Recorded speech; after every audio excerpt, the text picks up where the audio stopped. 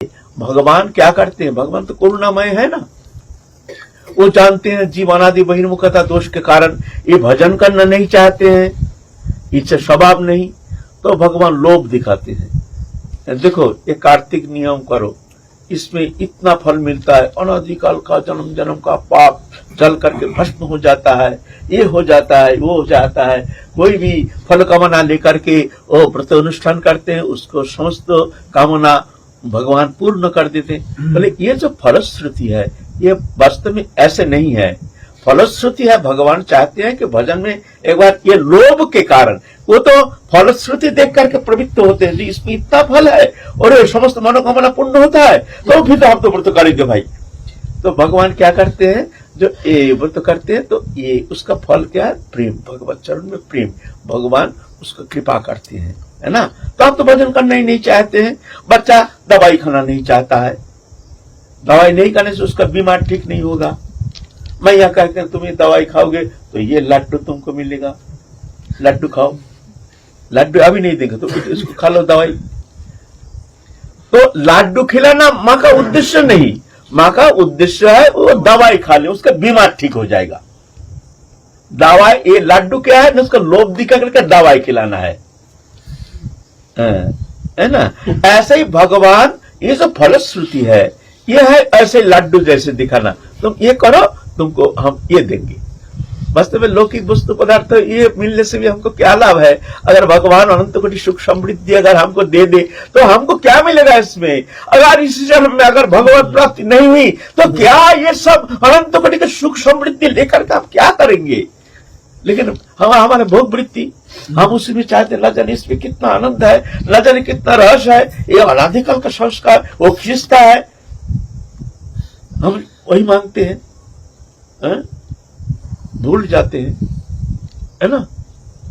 तो भगवान क्या करते हैं, उसको उस संस्कार देने के लिए लोभ दिखाते हैं, जो तुम ये व्रत करो तो ये फल मिलेगा। असली में ये ऐसा नहीं है। भगवान के उद्देश्य है जो ये भजन करे, भजन करे तो धीरे धीरे हमारे चरण में मन लग जाएगा, अभ्यास हो जाएगा, आदत पड़ जाएगा, फिर स्वयं भजन करना शुरू कर देगा।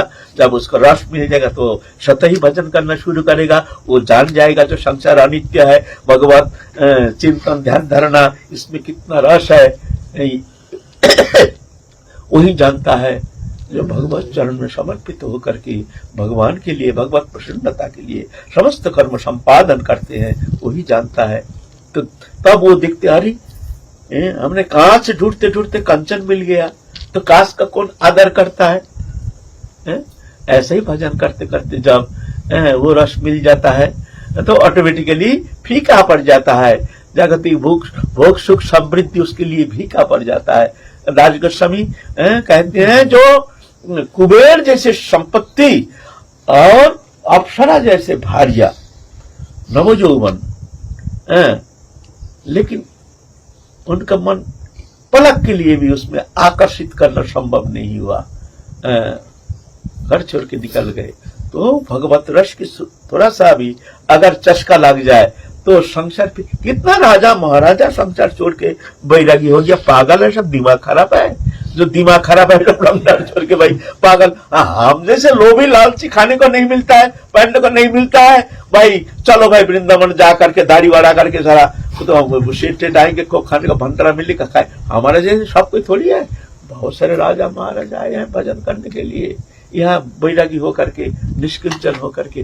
किस लिए, क्या कारण है ना, वो रस का चस्का जब लग जाता है तो सब धूल समान हो जाता है। तो इसलिए भगवान कहते हैं तुम ये व्रत करो ये फल मिलेगा। ये जो चतुर्मास्य व्रत ऐसे ही है, जैसे गृहस्थी लोग भजन तो करते नहीं है, तो भगवान चाहते हैं जो ये इस तरह से चतुर्मास्य व्रत करेंगे तो उसको बहुत सारे फल मिलता है।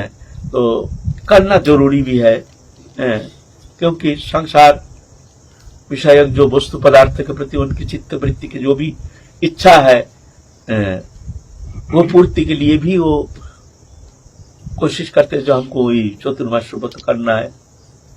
वास्तव में इसका फल है भगवत चरण में भक्ति। तो हम लोग कहे हैं जो ये जो चतुर्मास्य व्रत है उसके अंदर नियम सेवा व्रत, ये कात्यायनी व्रत, ये व्रतो गोपी ने किए थे, सब गोपियां, ब्रज गोपियां कृष्ण प्राप्ति लालसा लेकर के, इसीलिए इसको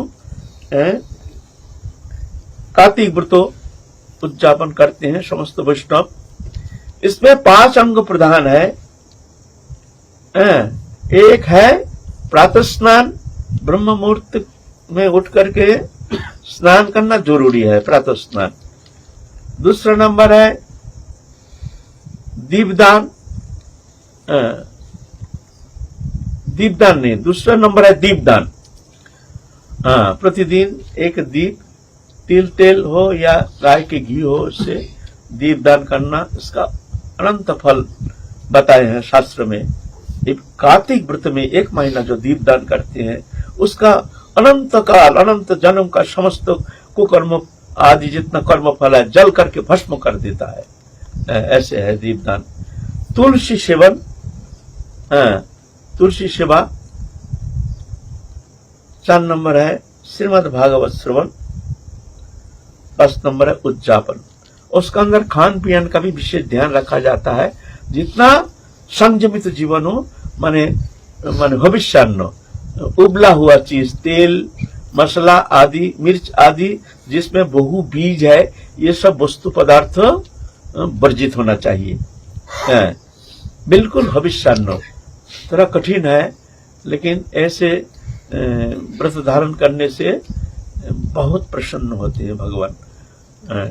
फिर आ गया वही बात, भगवान की प्रसन्नता। बोले ऐसे क्यों, ऐसे रूखा सूखा खिला करके भगवान की प्रसन्नता। फिर आया वही बात, लड्डू दिखाते हैं, जो ये दवा खाओ। तो एक कहानी याद आ गया। हमारे सिद्ध बाबा, गोवर्धन के सिद्ध बाबा, घर छोड़ के, उनके तो बड़ी जीवनी है, घर छोड़ के आ गया, आया है वृंदावन में, आकर कुछ दिन भजन किया। 13 साल उम्र में घर छोड़ के आया है। 16 साल उम्र तक भजन किया, लेकिन भजन करके मन लगा नहीं। सुना है साक्षात भगवान गोविंद देव वो जयपुर में है, तो सोचे जयपुर में गोविंद देव जी है, हम उनकी सेवा में जाएंगे, सेवा में रहेंगे। चलो गोविंद देव जी की सेवा में, वहां जाके उनके वासना है जब हम गोविंद जी की सेवा करेंगे। खाने पीने का विषय नहीं, जब हम एक मौका मिल जाए हम भी ठाकुर जी का सेवा करेंगे। बैठे भजन तो होता नहीं, हम ठाकुर जी का सेवा करेंगे। तो वहां के जो परिचालक थे, उनसे जाके प्रार्थना की है, हमको एक गोविंद जी का सेवा मिल जाए। अच्छा अच्छा, बढ़िया ब्राह्मण शरीर है, अच्छा तुम सेवा में लग जाओ। बहुत दिन सेवा किए और वहां बढ़िया बढ़िया लड्डू खाया है गोविंद जी का, घी का लड्डू, गाय का घी का, बड़ा टेस्टी। हमने बहुत जगह लड्डू खाया जीवन में, लेकिन गोविंद जी का लड्डू एक खाया तो तुम जीवन में भूलोगे नहीं। ना जाने भगवान जाने वो कैसे बनता है वो लड्डू। खाया कभी, खाया? अच्छा कभी खिलाएंगे, कभी हमारे भाई। बड़ा लड्डू तो बहुत खाए हैं, ऐसा लड्डू अपने जीवन में कभी खाया नहीं। और बढ़िया बढ़िया खा करके उनकी इंद्रिय चंचलता बढ़ गई, इंद्रिय लालसा। ये दोष नहीं, ये तो स्वभाव है। इसको भोग्य पदार्थ जितना दोगे उतना ही चंचल हो जाएगा। इसलिए इंद्रिय चंचलता जाता नहीं है, तो मन में विक्षेप आ गया। हमने ठाकुर जी का प्रसाद खाया और हमारा मन में चंचलता, उनमें ये प्रश्न जिज्ञासा, भाई हम खाते हैं ठाकुर जी का प्रसाद और प्रसाद खा के हमारे चित्त विक्षेप क्यों होगा, क्या कारण है? तो ऐसा करते करते विक्षेप इतना बढ़ गया, जो चलो भाई वृंदावन में ही चलो, छोड़ छाड़ के आ गया। विक्षेप जाता नहीं है। गए हैं सिद्ध जय कृष्णदास बाबा काम्य वन में, वहां उनसे प्रार्थना की है, बताइए बाबा हम गोविंद जी की सेवा किए हैं, लेकिन हमारे चित्त चंचलता क्यों नहीं गया और उत्तरोत्तर हमारे भोग वृत्ति बढ़ना शुरू हो गया, ये क्या प्रसाद की कोई महिमा है? नहीं।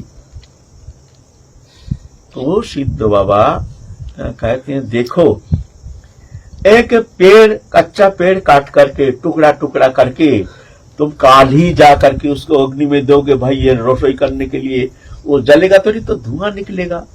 क्यों निकलेगा? बोले उसमें रस है, जब तक रस रहेगा तब तक वो जलेगा नहीं, धुआं होगा ही। तो क्या करना पड़ेगा ना, उसको लकड़ी को पहले सुखाना पड़ेगा, सुखाने से फिर जल जाएगा। तुम्हारा कच्चा लकड़ी पहले ही तुम अग्नि में दे दिया, भाई कैसे जलेगा? धुआं तो होगा ही। जो बोलते ठाकुर जी का प्रसाद, तो प्रसाद शब्द का माने क्या है? प्रसाद शब्द का माने है कृपा। प्रसाद का संस्कृत शब्द, मूल जो शब्द कोश में जो प्रसाद शब्द का माने है वो है कृपा। और कृपा प्राप्ति के लिए चरणोदक वो भी प्रसाद, आशीर्वाद वो भी प्रसाद, चरण रज वो भी प्रसाद, अधरामृत वो भी प्रसाद, सब प्रसाद। प्रसाद माने पेट भर के खाना प्रसाद नहीं है। जब पेट भर के आप खाते हैं, अन्न ग्रहण करते हैं शरीर निर्वाह के लिए, तो अन्न दोष क्रिया करेगा। तो तुमने प्रसाद हिसाब से तो लिया नहीं, तुम तो लिया जो भोज्य पदार्थ हिसाब से। चिंता करो, प्रसाद तो लेना है किन का? तुलसीदल लो। प्रसाद माने कृपा तो कृपा तो माने, तो फिर हम प्रसाद इसको क्यों कहते ना? ये प्रसाद जो है अमृतमय है, भगवान का आधार अमृत संलग्न होकर के आया है, इसीलिए ये प्राप्त होने से उसका अनंत बहुत सारे महिमा कीर्तन किए हैं। तो हमको लेना है, कैसे लेना है ना? किंचित लेना है। उसमें प्रसाद लेने का जो महत्व है मिल जाता है। और जब उसको तुम भोज्य पदार्थ हिसाब से अपने इंद्रिय लालसा को लेकर के पेट भर के ठोस ठोस के खा रहे हो, तो वहां अन्नगुण क्रिया करेगा। तुम तो प्रसाद हिसाब से उसको लिया नहीं। जस्य प्रसादात भगवत प्रसादो जस्य प्रसादान्न गति कुतोपि। जस्य प्रसादात भगवत, जिनके प्रसाद माने कृपा, भगवत कृपा। जस्य प्रसादात ना गति अप्रसादात ना गति कुतोपि, जिनके अप्रसन्नता से कोई गति नहीं। तो प्रसाद शब्द को माने कृपा। जस्य प्रसादात भगवत प्रसादो, जिनकी कृपा ही भगवत कृपा। दयानुस्तवंस्तस्य यशस्त्र संगं वंदे गुरु श्री चरणारविंदम। ये कृपा हम लोग प्रसाद का गलत माने करते हैं।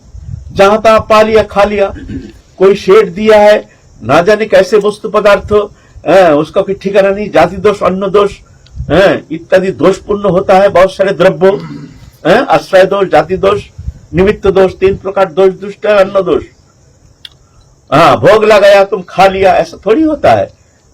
भगवान खा लिया, दे दिया, कहीं शुद्धता नहीं, कहीं कुछ नहीं। कैसे कमाया, वो चोरी का पैसा है कि उसको लुटेरा का पैसा है, कोई ठिकाना नहीं। बनाया वो भी दुष्ट जो है, हमारे जैसे दुष्ट बुद्धि, मन बुद्धि चित्र असंयमी, और ऐसे रसोई की है अश्रद्धा के साथ।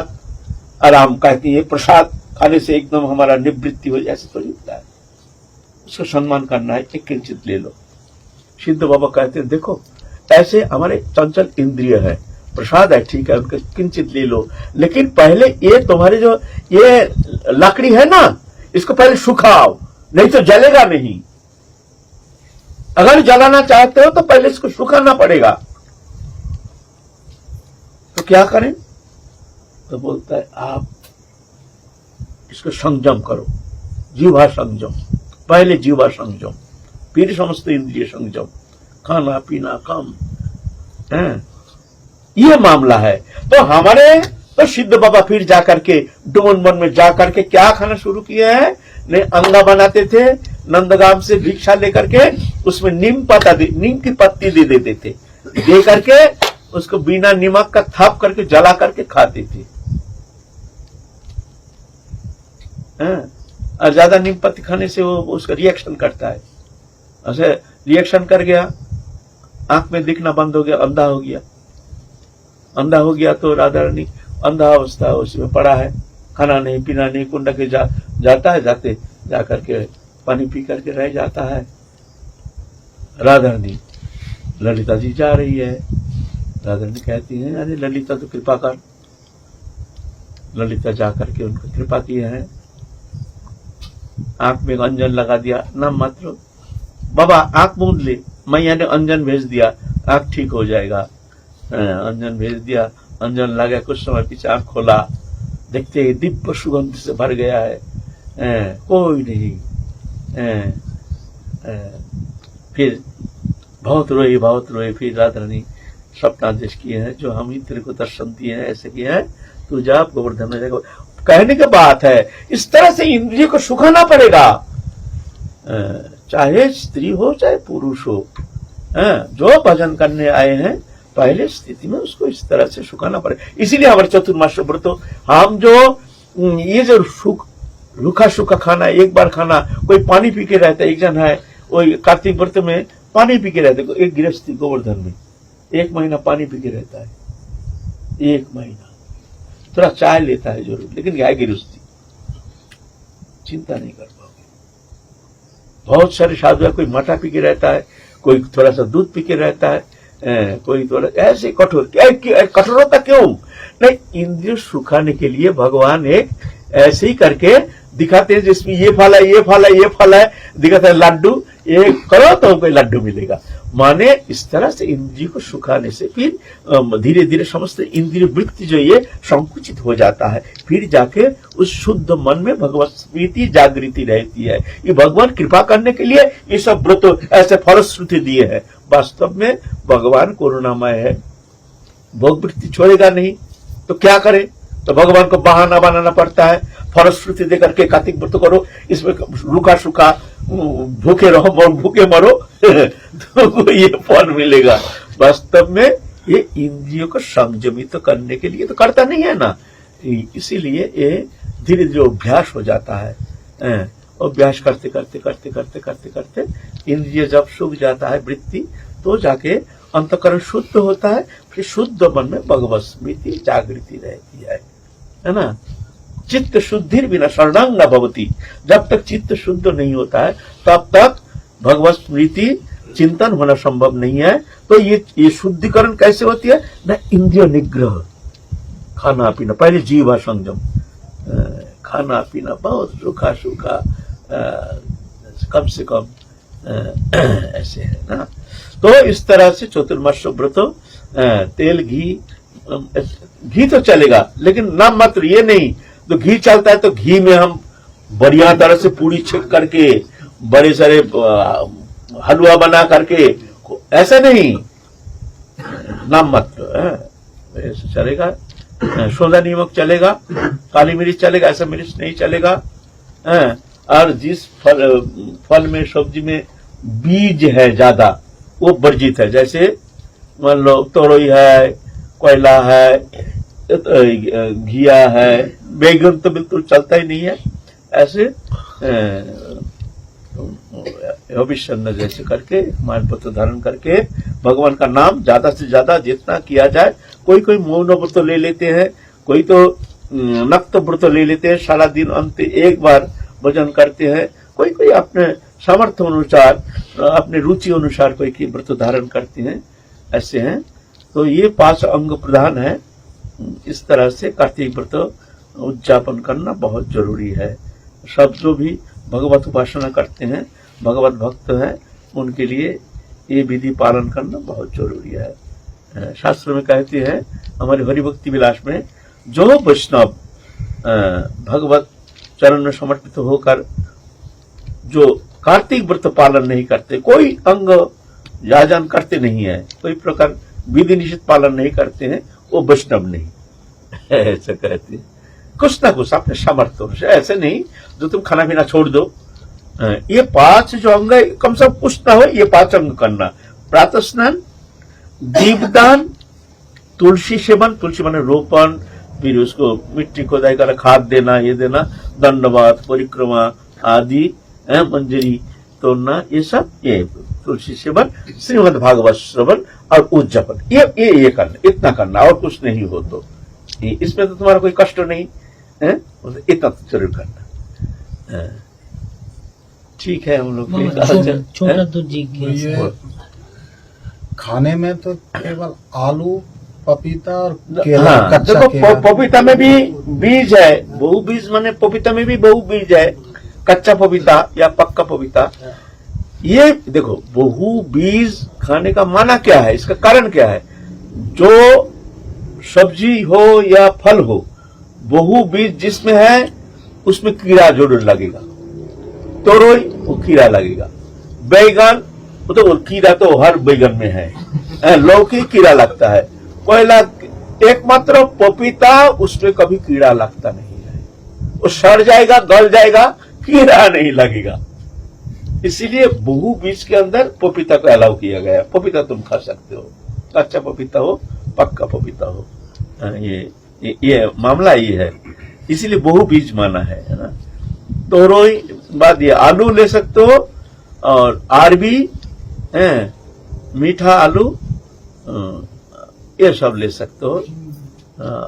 बस इतने, और ज्यादा नहीं पता। घी, दाल ले सकते हो, दाल, मूंग दाल, सब दाल नहीं, सिर्फ मूंग दाल, चावल ले सकते हो, रोटी ले सकते हो। तेल मिर्च मसाला चलेगा नहीं, वहाँ काली मिर्च, सौंधा नमक चलेगा, ऐसा नमक नहीं चलेगा। और फल फूल चलेगा, दूध दही चलेगा। इस तरह से ऐसा कोई कष्टदायक है नहीं। ऐसा नहीं जो कार्तिक व्रत करने से हम एकदम सूख जाएंगे, हैं? ऐसा नहीं है भाई। उसमें फल फूल में बहुत सारे, बहुत कहते हैं भाई एकादशी व्रत करेंगे, अरे भाई एकादशी व्रत करें, सुन करके ही जैसे सूख जाते हैं। हमको समझ में नहीं आता है। जो तुम दाल रोटी चावल खाते हो और फल खाते हो, फल में फूड वैल्यू ज्यादा है ना, तो दाल चावल में फूड वैल्यू ज्यादा है। फूड वैल्यू तो फल में ज्यादा है, उस पर तो और ज्यादा अच्छा है ना। रोटी खाना पड़ेगा, भात खाना पड़ेगा। नहीं खाने से ही हम शरीर सूख के हम एकदम ये चिपक जाएंगे। बताओ, ये तो बहाना है ना। एकादशी व्रत जो नहीं करता है तो बोलता है वो तो वैष्णवी नहीं। ये जो शास्त्र कहते हैं करना चाहिए, गृहस्थी मात्र, प्रत्येक गृहस्थी को एकादशी व्रत करना चाहिए। इसको कहते हैं हरितोषणी व्रत। भगवान प्रसन्न होते हैं इस व्रत उद्यापन से, इस व्रत धारण करने से। तो इसलिए इस तरह से व्रत धारण करने के लिए प्रयत्न करना चाहिए।